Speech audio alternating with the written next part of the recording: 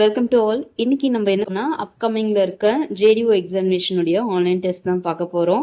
Unit 1 அதாவது engineering மெக்கானிக்ஸ்ல first title ஒரு 20 questions வந்து இன்னைக்கு வந்து பார்க்க போறோம். ஓகேவா? பாத்தீங்கன்னா இதை வந்துட்டு 3 டிவிஷனா வந்து ஸ்ப்ளிட் பண்ணியிருக்கோம். அதாவது என்னன்னா ஒரு டெஸ்ட் எடுத்துக்கிட்டோம்னா டெஃபினேஷன் பேஸ்டான கொஸ்டின்ஸ் பிளஸ் ப்ராப்ளம் பேஸ்டான கொஸ்டின்ஸ் தென் ஈக்குவேஷன் பேஸ்டான கொஸ்டின்ஸ் அப்படின்னு சொல்லிட்டு 3 வகையா வந்து டிஃபைன் பண்ணியிருப்பாங்க. இது இல்லாம அடிஷ்னலா உள்ள இருந்து ஒரு சில கொஸ்டின்ஸ் எடுத்திருப்பாங்க. சரியா? ஸோ இன்னைக்கு வந்துட்டு 20 கொஸ்டின்ஸ் வந்து பார்க்க போறோம். ஃபர்ஸ்ட் டைட்டில் இது நல்லா படிச்சுட்டு இதுல இருக்க 20 கொஸ்டின்ஸையும் அட்டன் பண்ணிட்டு இதுல எவ்வளவு மார்க் வருது அப்படின்றத கமெண்ட் செக்ஷன்ல கமெண்ட் பண்ணுங்க. ஓகேவா? ஃபர்ஸ்ட் கொஸ்டின் பார்க்கலாம். Stress is defined as the internal resistance offered by a material per unit area. அதாவது என்னன்னா ஃபர்ஸ்ட் கொஸ்டின் பார்த்தீங்கன்னா நல்லாவே தெரியும். அதாவது ஸ்ட்ரெஸ்க்கான டெஃபினிஷனை அப்படியே கொடுத்துருக்காங்க, வேற ஒன்றுமே கிடையாது. ஒரு மெட்டீரியல் இருக்கு, அது மேலே வந்துட்டு என்னன்னா லோடை வந்து அப்ளை பண்ணும்போது அதில் இன்டர்னல் ரெசிஸ்டன்ஸ் வந்து கிரியேட் ஆகுது. ஸோ அதை எப்படி டிஃபைன் பண்ணும் அப்படின்னா ஸ்ட்ரெஸ் அப்படின்னு சொல்லிட்டு சொல்லுவோம். சரியா? உங்களுக்கு எல்லாருக்குமே தெரியும் ஸ்ட்ரெஸ்ஸோட யூனிட் வந்துட்டு லோட் பை ஏரியா. சரியா? ஸோ அதை தான் வந்துட்டு இந்த இடத்துல கொடுத்துருக்காங்க, வேற ஒன்றும் கிடையாது. So answer option c is the right one. Second question பாருங்க. What is the SI unit of stress அப்படின்னு கேட்டிருக்காங்க. ஸ்ட்ரெஸ் உடைய எஸ்ஐ யூனிட் என்ன அப்படின்னு சொல்லிட்டு கேட்டிருக்காங்க. Everybody know. Answer option d, pascal is the right answer. Third question பாருங்க. Which of the following is equal to 1 mega pascal. இது வந்துட்டு என்னன்னா 1 mega pascal, 1 kilo pascal and giga pascal இந்த மாதிரியான ஒரு டேர்ம்ஸ் வந்து கொடுத்துருப்பாங்க. யூனிட் கன்வர்ஷன்ஸ் இருக்கு இல்லையா, அதுக்காக வந்து இது கண்டிப்பா தேவைப்படும் உங்களுக்கு. கண்டிப்பா இதை நீங்க வந்துட்டு படிச்சு வச்சிருக்கணும். இது தெரிஞ்சிருந்தா தான் மேக்ஸ் பேஸ்டான கொஸ்டின்ஸ் எதனா கேட்டிருக்காங்க அப்படின்னா உங்களால ஈஸியா வந்து சால்வ் பண்ண முடியும். எல்லாருக்குமே தெரியும் இங்க என்ன கொடுத்துருக்காங்கன்னா மெகா பாஸ்கல் அப்படின்னா என்னன்னு கேட்டிருக்காங்க. சரியா? Mega pascal is equal to 1 newton per mm square. That is answer. Answer option c தான் கரெக்டான ஆன்சரும் கூட. சரியா? ஃபோர்த் கொஸ்டின் பாருங்க. The change of ratio in dimension to the original dimension is known as strain. எல்லாருக்குமே தெரியும் இது என்னன்னா ஸ்ட்ரெயின்கான ஃபார்முலாவை ஜஸ்ட் ஒரு கொஸ்டினா வந்து கேட்டிருக்காங்க, அவ்வளவுதான். அதாவது என்னன்னா ஒரிஜினல் டைமென்ஷனுக்கும் சேஞ்சிங் டைமென்ஷனுக்கும் உள்ள ரேஷியோ என்ன சொல்லுவாங்க அப்படின்னு சொல்லிட்டு பார்த்தீங்கன்னா ஸ்ட்ரெயின் சொல்லுவாங்க. ஆன்சர் ஆப்ஷன் பி தான் இதற்கான கரெக்டான answer. Strain is a dash quantity, dimensionless quantity. எல்லாருக்குமே தெரியும்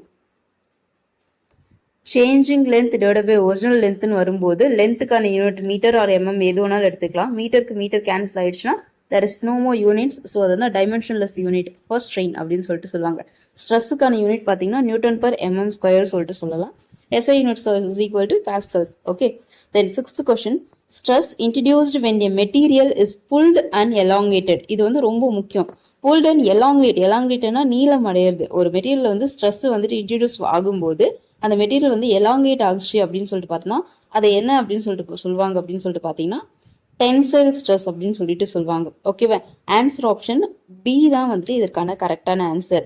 அதுவே when a material is compressed and shortening the stress is produced is, அதாவது ஒரு மெட்டீரியல் இருக்கு அதுல வந்து ஸ்ட்ரெஸ் வந்துட்டு கிரியேட் ஆகும்போது அது வந்து கம்ப்ரஸ் ஆகுது இல்ல ஷார்டன் ஆகுது அதனுடைய லென்த் அப்படின்னா அதை என்ன ஸ்ட்ரெஸ்ன்னு சொல்லுவாங்கன்னா கம்ப்ரசிவ் ஸ்ட்ரெஸ்ன்னு சொல்லுவாங்க. ஆன்சர் ஆப்ஷன் சி தான் கரெக்டான answer. Eighth question. Stress caused by a force acting parallel to the surface is known as. இது எல்லாமே டெஃபினிஷன் கொஸ்டின் தான். Stress caused by a force acting parallel to the surface is known as shear stress. Everybody know.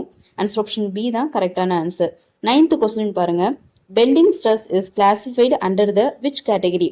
அதாவது stress பொறுத்தவரையும் direct and indirect stress ரெண்டு வகையான stresses பத்தி படிப்பீங்க. அதுல பெண்டிங் ஸ்ட்ரெஸ்ஸை எதுல வந்துட்டு கிளாஸிஃபை பண்ணியிருக்காங்க அப்படின்னு கேட்டிருக்காங்க. எல்லாருக்குமே தெரியும் இட்ஸ் இன்டைரக்ட் ஸ்ட்ரெஸ். சரியா? பெண்டிங் ஸ்ட்ரெஸ் வந்து இன்டைரக்ட் ஸ்ட்ரெஸ்ல வரும்.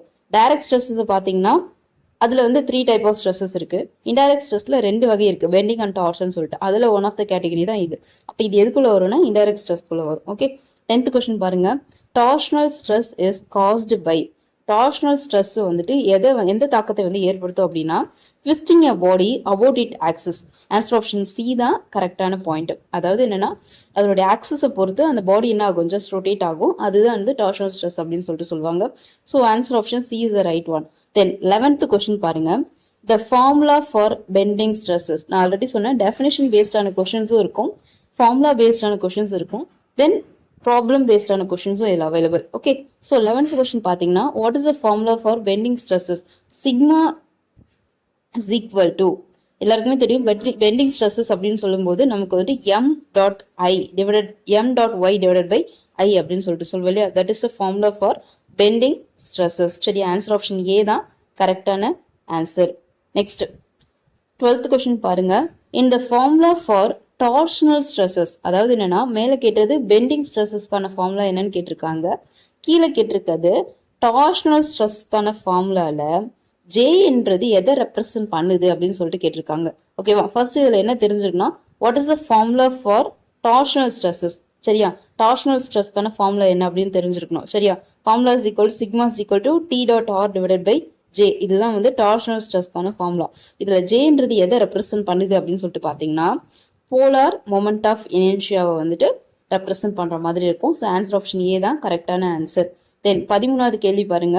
What is the formula for normal strain அப்படின்னு கேட்டிருக்காங்க. அதாவது என்னன்னா நார்மல் ஸ்ட்ரெயினுக்கான ஃபார்முலா என்ன அப்படின்னு கேட்டிருக்காங்க. எல்லாருக்குமே தெரியும், strain is equal to changing length divided by original length. So del L divided by L is the correct answer. So answer option C தான் கரெக்டான answer. Then 14 number 4, shear stress tau is mathematically expressed as load divided by area. That means of P by A is a shear stress formula. Okay va, del L divided by L is equal to strain and m dot y divided by I is equal to bending stress formula. So everybody know. Then answer option B தான் கரெக்டான answer. Question number 15. If 1 gigapascal is equal to 1 into 10 power 9 Newton per meter square, அதாவது இந்த மாதிரியான கொஷின்ஸ்ல unit வந்து must. So அதை நம்ம கண்டிப்பா பார்த்தே ஆகணும். Then what is the value in 1 மெகாபாஸ்கல், அதாவது எக்ஸ்ன்ற இடத்துல என்ன டேர்ம் வரும் அப்படின்றத அவங்க கொஸ்டினா கேட்டிருக்காங்க. சரியா, 1 gigapascal is equal to 10 power 9 Newton per meter square. அப்படின்னா 1 மெகாபாஸ்கல் is equal to x of Newton per meter square அப்படின்றது கொடுத்துருக்காங்க. எல்லாருக்கும் தெரியும் எக்ஸ்ன்ற இடத்துல என்ன வரும்னா 10 power 6 is the right answer. Answer option B தான் கரெக்டான ஆன்சர். நெக்ஸ்ட் 16வது question. A metal rod of cross section area 20 millimeter square is subjected to a force of 600 Newton. The stress produced is, actually stress உடைய formula is equal to load divided by area. அதாவது force act ஆகிறது divided by அதனுடைய cross section area. So force எவ்வளவு கொடுத்திருக்காங்க அப்படின்னா 600 Newton. The area is equal to 20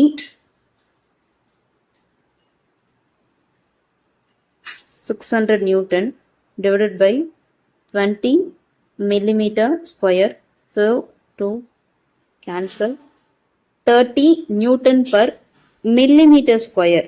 but அவங்க கொடுத்துருக்க answer பார்த்தீங்கன்னா இட்ஸ் அ மீட்டர் ஸ்கொயர்ல கொடுத்துருக்காங்க. சரியா, ஸோ நியூட்டன் பர் மில்லிமீட்டர் ஸ்கொயரா மீட்டர் ஸ்கொயரா நீங்க கன்வெர்ட் பண்ணோம் அப்படின்னா இன்ட்டு மேலே 10 power 6 கீழே வந்துட்டு மீட்டர் ஸ்கொயர் ஆயிடும். சரியா, so 30 into 10 power 6 newton per metre square. Answer option b தான் இதற்கான கரெக்டான ஆன்சர். இது மாதிரி கொஸ்டின்ஸ் வந்துட்டு பார்க்கறதுக்கு ஈஸியாக இருக்கும். அங்கே சின்னதாக என்ன வேரியேஷன் பண்ணியிருப்பாங்கன்னா யூனிட்ல வேரியேஷன்ஸ் இருக்கும். ஸோ அதை மட்டும் கரெக்டாக பார்த்து நீங்கள் அப்ளை பண்ணிடணும். Question number 17. To convert millimeter square to meter square, the value must be multiplied by, அதாவது மில்லிமீட்டர் ஸ்கொயரை மீட்டர் ஸ்கொயரை கன்வெர்ட் பண்ணும்போது அந்த வேல்யூவை எது கூட மல்டிப்ளை பண்ணோம்னா into 10 power -6. Answer option b தான் கரெக்டான ஆன்சர். மேலே பார்த்தோம் இல்லையா, அதே தான் இங்கேயும் கொடுத்துருக்காங்க. பி தான் கரெக்டான answer. Question number 18. Stress is technically defined as a internal resistance offered by a material per unit area. இது நம்ம ஃபர்ஸ்ட் கொஸ்டினா பார்த்துருந்தோம். அதில் அவங்க என்ன சொல்லியிருந்தாங்கன்னா stress is defined as the internal resistance offered by a material per என்ன அப்படின்னு கேட்டிருந்தாங்க. Area, it's area. இங்க என்ன கொடுத்துட்டாங்க அப்படின்னா ஸ்ட்ரெஸ்னா என்ன அப்படின்றது ஒரு டெஃபினிஷனாக கொஸ்டின் கேட்டிருக்காங்க. ஆன்சர் ஆப்ஷன் பி தான் இதற்கான கரெக்டான ஆன்சர். கொஸ்டின் நம்பர் 19 பாருங்க. Tensile strain is associated with which change in the body? அவங்க கேட்டிருக்குது பாருங்க, டென்சைல் ஸ்ட்ரெயின் கேட்டிருக்காங்க. ஓகேவா, ஆல்ரெடி நம்ம பார்த்தது கம்ப்ரசிவ் ஸ்ட்ரெயின் ஒன்று பார்த்துருக்கோம், டென்சைல் ஸ்ட்ரெயின் பார்த்துருக்கோம். கம்ப்ரசிவ்ல என்ன ஆகும்னா லென்த் என்ன ஆகும், ஷார்ட் ஆகும். சரியா, அதாவது என்ன லென்த் வந்து ரிடியூஸ் ஆகும்.